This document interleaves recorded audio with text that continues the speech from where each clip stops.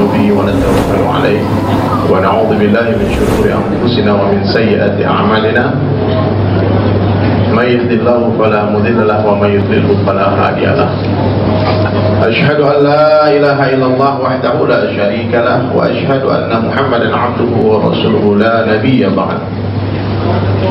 قال الله تعالى في القرآن الكريم أعوذ بالله من الشيطان الرجيم بسم الله الرحمن الرحيم ومن أحسن قولا ممن دعا إلى الله وعمل صالحا وقال إنني من المسلمين.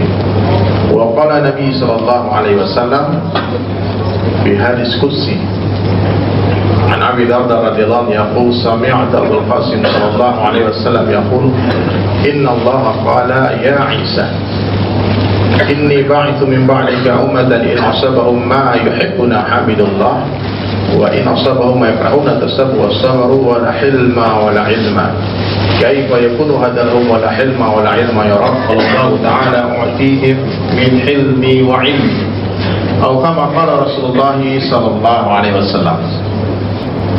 Jadi hadirin mulia, kita taubat masa istighfar banyak.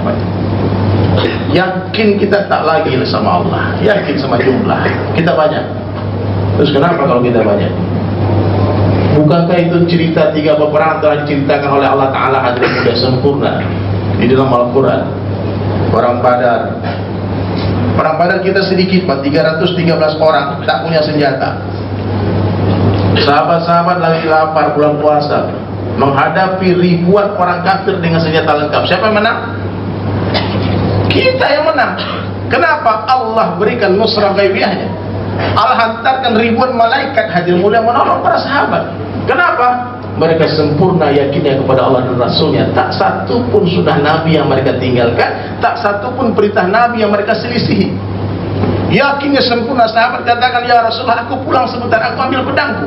Kata Nabi, tidak usah, kau pegang di pelepah kurma. Sahabat bawa pelepah kurma pergi perang.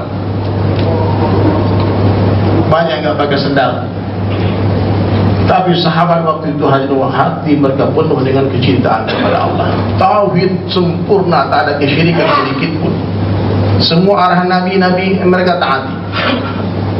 Allah berikan kemenangan ketika umat Islam kembali kepada Allah dan Rasulnya. Tapi ketika perang Uhud, yakin mereka masih benar kepada Allah, tak ada kesyirikan. Tapi satu perkataan Nabi hadirin mulia, Nabi katakan tetap di atas bukit Uhud, jangan turun, jangan turun. Sahabat salah paham, bukan mereka salah, mereka salah paham, dipikir perang telah usai karena orang-orang kafir telah lari. Maka mereka turun hadirin mulia melihat itu barang-barang yang ditinggalkan ghanimah. Mereka turun untuk membereskan itu. Ternyata turunnya para sahabat dilihat sama satu orang mata-mata, mereka balik menyerang umat Islam dari belakang. Ada 70 orang sahabat syuhada waktu itu, termasuk pamannya Nabi Hamzah radhiyallahu anhu. Awalnya kalah orang Islam di perang Uhud Pak, akhirnya diberi kemenangan lagi. Kenapa bisa kita kalah Pak? Karena satu sunnah Nabi, satu perkataan Nabi yang diselisihi. Sekarang coba Pak, berapa banyak sunnah Nabi yang kita hinakan Pak, kita injak-injak, bahkan kita hina, ejek, caci maki. Umat Islam hari ini dalam keadaan bukan tidak mau lagi menghidupkan sunnah, dalam keadaan menghina sunnah. Diinjak itu sunnah, lalu diludahi. Ya Pak, pakai sunnah. Ini sunnah Pak. Ada orang mengatakan pakai sunnah goblok. Itu dalam hal menghina sunnah. Menghina sunnah. Pasti orang itu khilaf. Khilaf. Dalam bab itu salah. Tapi bab lagi kita lihat kebaikan-kebaikan orang. Itu salah. Tidak boleh Pak. Menghina sunnah nggak boleh. Satu sunnah Nabi, Allah beri kekalahan. Kemudian ada di perang Hunain, kita banyak 12.000 orang. Orang-orang yang terakhir masuk Islam bisik-bisik, kita pasti menang. Kenapa? Kita banyak, kita ramai, kita pasti menang. Allah beri kekalahan di perang Hunain. Yakin tak lagi sama Allah, tapi yakin kepada jumlah. Allahu Akbar. Semua sunnah Nabi dihidupkan. Strategi perang, kata Nabi, yang berpedang di sini semua taat, yang berkuda di sini, yang tombak di sini, yang panah di sini, semua mengikuti arahan Nabi. Tapi hati tak lagi yakin kepada Allah, Allah tak berikan pertolongan. Syarat 2 ini gak boleh ditinggalkan hadirin mulia. Taat kepada Allah dan Rasulnya sempurna. Bukan hati, yang penting hati. Hari ini orang kalau kita bicara sunnah, yang penting kan hati saya. Pak, maaf ya, menghidupkan sunnah itu bukan perkara hati, itu amalan jasad. Kata Nabi, menghidupkan sunnah itu bukti cinta. Man ahya sunnati faqad ahabbani. Siapa menghidupkan sunnahku, sungguh dia cinta kepadaku. Jadi menghidupkan sunnah ini adalah bukti cinta. Dulu Pak, saya kenapa rambut saya panjang gondrong, dreadlock, paksa pakai jenggot itu dulu sebelum dapat hidayah. Maksudnya sebelum dapat kenal agama Islam, hadirin mulia. Di Bali saya pakai jenggot, tapi niat saya bukan ikut Nabi. Saya niat ikut Slipknot, ikut Metallica, Sepultura, pakai jenggot juga mereka. Pantera, semua pakai jenggot. Coba tuh lihat poster-posternya anak-anak metal. Saya tiru gayanya semua. Kenapa? Saya mencintai mereka, saya mengidolakan mereka. Dan fitrahnya manusia, kalau sudah suka sama satu orang, dia akan meniru-niru dan mengikuti orang yang disukainya. Iya Pak, ditiru gaya bajunya saya tiru, celana saya tiru, merek gitar yang saya cari, merek sepatu yang saya cari, lagu-lagunya saya hafal semua. Kenapa? Because I love them. Aku cinta sama mereka. Buktinya mana? Lihat nih, pakai. Orang senang sama Bob Marley, rambutnya di rasta ya. Orang senang sama Michael Jackson, dia tiru dance-nya, pakainya ditiru. Senang sama Mick Jagger, ada kawan saya senang sama Mick Jagger, anaknya pun namanya Jagger. Anak perempuan lahir namanya Angie. Benar. Dia cinta. Buktinya mana? Ada buktinya.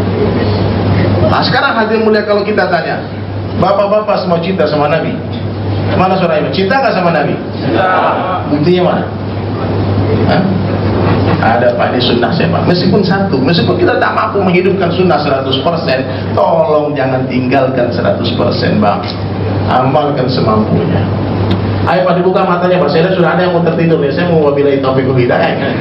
Ayo Pak, pada tertidur samping-sampingnya bangun Pak, dipijit-pijit dikit Pak. Ayo Pak, kiri kanan coba lihat, ada yang tertidur mungkin. Mata ini Pak, kalau tertutup, saya kasih tahu ya, kuping tertutup. Ini ajib Allah. Maka mendengar bukan dengan telinga, tapi mata ikut mendengar. Seringkali ilmu itu datang lewat mata. Ya, saya bicara ya, dijaga Pak. Sebentar lagi. Kita sampai jam 1 aja kan. Jadi hadirin dirahmati Allah Subhanahu Wa Taala, sunnah ini penting. Tidak bisa Pak kita katakan dalam hati saja sunnah. Orang mengenali kita dari pakaian kita. Ya, mengenal kita. Saya di Bali dakwah, saya nggak mungkin, saya nggak bisa bahasa Jerman, nggak bisa bahasa Jepang, banyak bahasa yang nggak bisa. Sementara seluruh dunia datang ke Bali, gimana cara dakwah sama mereka? Ada yang Pak. Hari-hari orang masuk Islam. Gara-gara lihat baju ini, saya ada jalan di dalam Pantai Kuta. Orang tanya, boleh datang. Kalau boleh, beda sama orang Melayu Pak. Kalau kita suka buat pertanyaan dan jawab sendiri. Kenapa orang gitu? Oh sesat. Belum ditanya Pak. Orang kita ya.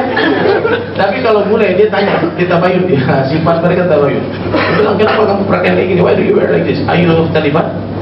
Are you ISIS? Dia tanya Pak. Boleh dia cueknya nanya. Kalau ada yang suka nanya, gimana kamu beli baju itu? Saya pengen koleksi, punya. Jadi hari-hari hadir mulai saya perhatikan orang bule datang ke Bali, dia tak bicara, dia tak ajak-ajak, cuma dia mendakwahkan budaya mereka. Dengan cara apa? Berpakaian. Satu orang pakai mohawk, rambutnya merah-merah, dia jalan di Pantai Kuta Pak, piercing, ditato lehernya, pakai kalung, pakai anting, celana sobek-sobek, dia jalan Pak. Dia nggak ajak-ajak, dia cuma jalan saja. Berapa orang jalan dengan gaya seperti itu? Dilihatlah sama orang Padang, lagi jualan gelang di sana. Dia sama orang Madura, orang Jawa lihat. Nggak lama besok Pak, Padang pun merah rambutnya. Madura pun pakai anting besar. Ada orang aja, cuma ngelihat. Orang kalau melihat suka ini sifat manusia ini, kalau melihat sesuatu suka meniru-niru. Ini sifat manusia Pak. Kalau kita bertemu dengan sesuatu ingin kita seperti itu. Kalau kita ketemu pedagang pengen jadi pedagang ya Pak. Ketemu sama petani yang sukses pengen juga bertani. Saya ketemu sama orang kemarin pengusaha tambang Pak, saya pikir bikin tambang bagus juga ini bisnis. Ini manusia Pak. Maka kalau kita sering ketemu orang saleh, pasti ada keinginan untuk jadi orang saleh. Sering ketemu hafiz Quran, pasti ada keinginan untuk jadi hafiz Quran. Maka sering-seringlah berjumpa dengan orang-orang saleh. Di mana? Di sini, di majelis-majelis kajian. Ketemu dengan teman kita taubat, pengen taubat dulu, kapan saya taubat ya? Gitu. Maka hadirin mulia, ini boleh berjalan. Tak ajak-ajak orang ikut aja. Saya bilang, ini kalau dia perangi kita dengan budaya, saya harus lawan mereka dengan budaya juga. Pak, ini budaya Arab, Islami Pak. Terus kenapa? Nggak suka sama orang Arab? Angkat tangan Pak yang benci sama orang Arab. Hari ini orang Islam Pak, kalau udah pakai ini ke Arab-Araban, benci kali orang Arab. Padahal Nabi kita orang Arab Pak. Kalau budaya Amerika bangga, itu orang hebat itu. Woi, modern itu hebat itu. Kalian onta, zaman onta orang kampung oleh Arab. Menghina orang Arab, tercabut keimanan kita Pak, nggak boleh Pak. Salah satu tanda iman itu mencintai orang Arab. Kenapa? Nabi kita orang Arab, Al-Quran kita berbahasa Arab, bahasa surga pun bahasa Arab. Apa alasan kita membenci orang Arab? Ini Indonesia seringkali Pak, kayak Arab-Araban. Iya Pak. Saya sering diusir dari masjid-masjid. Pas saya datang Pak, saya datang ke kampung-kampung, pergi dakwah, pergi tabligh, hanya gara-gara sorban diusir. Kenapa? Pakai teroris. Nanti bikin bom lagi di sini. Ya enggak? Ini sunnah Pak. Tapi itu kan budaya Arab, bukan budaya kita. Kita kan Nusantara bro, Islam Nusantara. Pak, belajarlah sejarah Pak. Saya orang Minangkabau Pak. Di uang 5.000 yang kemarin Pak, yang sekarang udah ganti di uang 5.000. Ada yang gak suka sama sorban, ganti di gambar. Subhanallah, hadirin, itu tongko Imam Bonjol Pak. Emaknya orang Padang, orang Bonjol, sukunya Minang. Sorbannya lebih besar dari ini. Iya Pak. Berarti ini bukan budaya Arab. Pangeran Diponegoro dan semua mereka hadir dan diakui sebagai pahlawan nasional. Iya Pak ya. Jadi nggak usah benci dengan sorban Pak, benci dengan jenggot.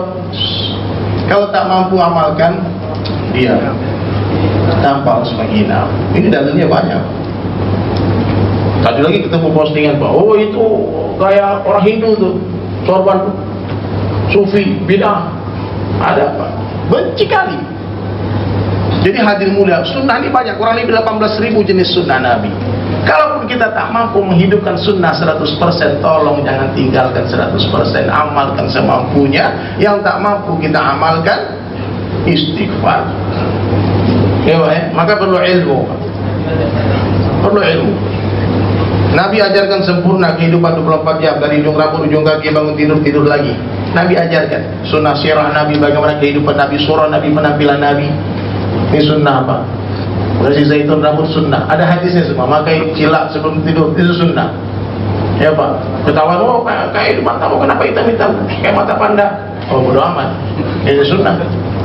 Ya, memotong kumis itu sunnah, membiarkan jenggot itu sunnah, nyambut bulu ketek itu sunnah Pak.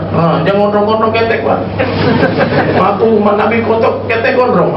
Syukur itu Pak. Bersih. Islam ini agama yang mengajarkan kebersihan, benar. Wallahi. Sehingga orang yang tak bersih istinjanya diancam siksa kubur. Mana ada agama seperti ini? Kamu nggak bersih istinjamu, cebokmu nggak benar, diancam siksa kubur. Nggak main-main Pak. Itu proof, bukti nyata Islam agama yang mengajarkan kebersihan. Maka orang Islam nggak boleh bau Pak, mesti wangi. Nabi paling senang dengan salat dengan istri-istrinya, kemudian dengan wangi-wangian.